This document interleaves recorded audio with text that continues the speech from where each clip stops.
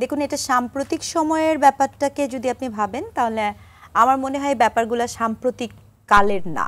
এই ব্যাপারগুলো একটা কন্টিনিউশন, একটা প্রসেসের ব্যাপার। এটা এমন না যে অল অফ এ সাডেন নারীর প্রতি সহিংসতা হয়েছে। আপনি ক্রনোলজিক্যালি যদি দেখেন, সেই ইয়াসমিন হত্যা থেকে শুরু করে আপনার এরকম অনেকগুলো বড় বড় ঘটনা কিন্তু আমাদের সোসাইটিতে ঘটেছে, যেটা নিয়ে আমরা একটা আন্দোলনের মধ্যে দিয়ে গিয়েছি এবং একটা ফেসে এসে পৌঁছেছি। কিন্তু আনফর্চুনেটলি এবারের যে ঘটনাটা আছে সেই ঘটনাটা একের পর এক কন্টিনিউয়াসলি একটা আইন শৃঙ্খলা পরিস্থিতির যে অবনতি, তার কিন্তু একটা রিপারকেশন হচ্ছে এই সাম্প্রতিক সময়ের ঘটনা। এটা হচ্ছে আমার প্রথম অবস্থান।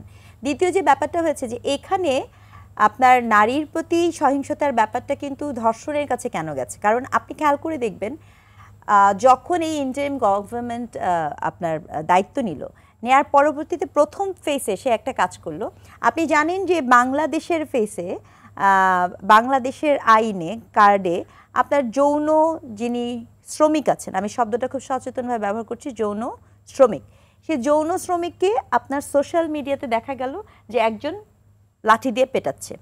আইনগতভাবে এটা কোনো মানে তিনি কোনো অন্যায় করেননি। অন্যায়টা কে করেছে? অন্যায় করেছে যে তাকে লাঠি দিয়ে পিটিয়েছে সে। কিন্তু আনফর্চুনেটলি সেটাই বিষয়ে নিয়ে কোনো ধরনের কোনো মাথা ব্যথা, কোনো পদক্ষেপ তুলতে দেখা যায়নি। গেল। আচ্ছা, এরপরে আপনি খেয়াল করে দেখেন যেই মেয়েগুলো, আমি ভেরি রেসপেক্টফুলি বলতেই চাই যে এই 24-এর গণ অভ্যুত্থানে পুরা আপনার মেয়েদের ছাড়া, মেয়েদের পার্টিসিপেশন ছাড়া it will be very hard and difficult, এটা পসিবলই ছিল না। কিন্তু আপনি খেয়াল করে দেখবেন যখন এই ইন্টিম গভর্নমেন্ট আসলো, এই যেখানে আমার অনেক পরিচিত মুখও আছে যারা ওই আন্দোলনের সাথে যুক্ত, কিন্তু সোশ্যাল মিডিয়াতে তখন এই আন্দোলনকারী মেয়েদেরকে নিয়ে নানা ধরনের সাইবার বুলিং হয়েছে, স্লাট শেমিং হয়েছে, এবং সেক্ষেত্রে কোনো ধরনের পদক্ষেপ নেওয়া হয়নি। গেল।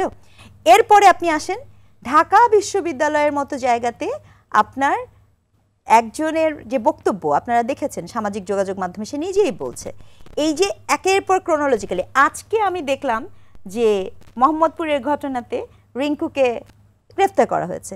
কেন এটা আজকে হলো? তাহলে আপোসনামাটা কেন হলো?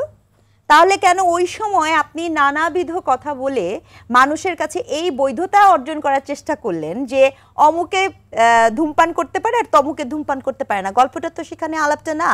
আলাপটা আপনি 7ই মার্চের ভাষণ দিচ্ছেন হাতের মধ্যে পাইপ নিয়ে, আপনি দিনের পর দিন গান করেছেন, সিনেমা করেছেন, সকল জায়গায় জেমস বন্ড দেখেন, সেখানে ছেলেরা বসে বসে ধূমপান করে, সে সকল বিষয় নিয়ে কোনো সমস্যা হয় না।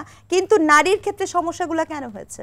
তার কারণ হচ্ছে আপনি সোসাইটির একটি নর্মেটিভ নর্মকে এবং একটি পপুলিস্ট চর্চাকে, আরও সুস্পষ্ট করে বলতে গেলে কোড অ্যান্ড কোড, কোনো একটি জনগোষ্ঠী যেভাবে নারীকে গতি প্রকৃতি নিয়ন্ত্রণ করতে চায় তাদেরকে খুশি করার প্রকল্পে আপনি অনেক বেশি সচেতন, রাদার দেন আপনি অন্যায়কে অন্যায় বলার ক্ষেত্রে আপনার অবস্থান ছিল না।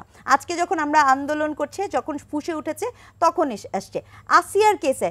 আমি পরবর্তীতে যদি হয় সেটা নিয়েও আমি আপনাকে বলবো, আসিয়া নারী না শুধু, কিন্তু সে কিন্তু শিশু। আমরা একটা বড় মিস্টেক করছি এখানে।